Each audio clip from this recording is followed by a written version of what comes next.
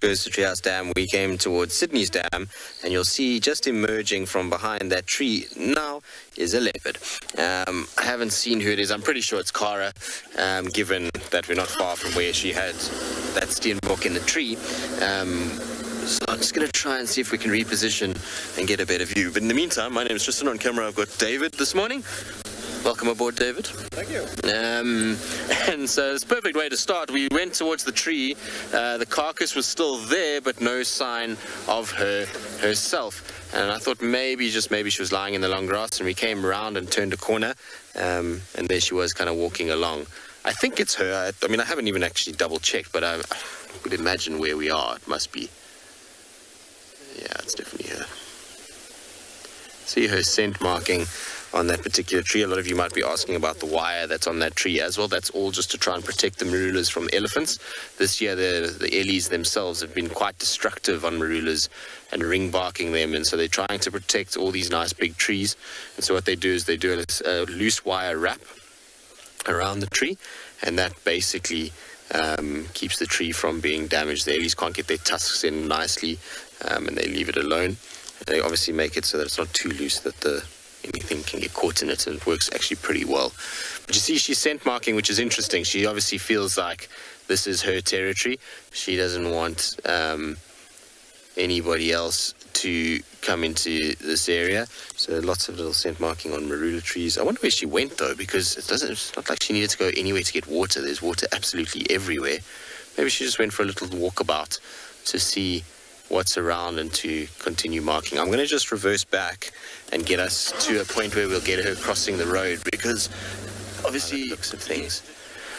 With Cara, the important thing with her is not to, I mean, last night was very relaxed with us as we were trying to get people unstuck, but she can be a little bit twitchy when you first find her, so that's why I'm not going close to her. I'm just letting her kind of walk along. We've got a beautiful view of her as it is, and so there really is no need for us to go any closer. Look at that. Isn't that pretty? I think it's very pretty. Where are you off to, though? Look at that tail twitching. So you can hear the anti-poaching unit that's talking. Their accommodation's not far from here. Just going to go scent mark that marula.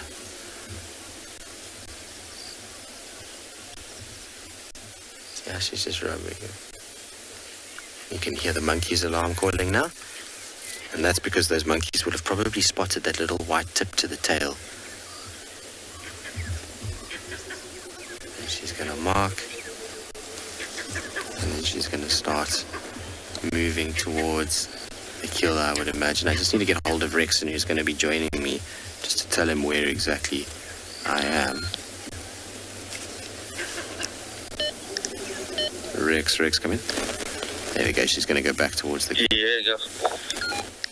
Yeah, Rex, she's at this marula, but she's now mobile towards the kill, so if I go Jumbo.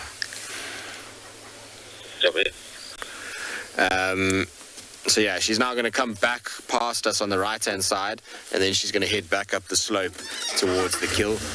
The kill is behind us at the moment. So I'm just going to come back a little bit. There's a beautiful big prominent marula here, and I suspect that she might come and scent mark this marula. It's the kind of most prominent of the ones that are in this area.